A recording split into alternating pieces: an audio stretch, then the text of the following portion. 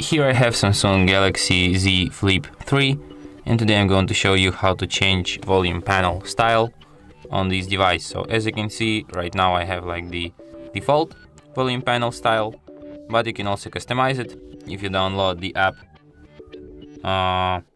Volume Styles from the Play Store. Open it, tap Start, grant it accessibility services, and here you can pick another volume style. So you have some of these proposed ones. For example, you have iOS volume style from other Android systems. You can also customize your styles, create your own style. A lot of different features like this. But my personal favorite style is this emoji one, the best volume style ever.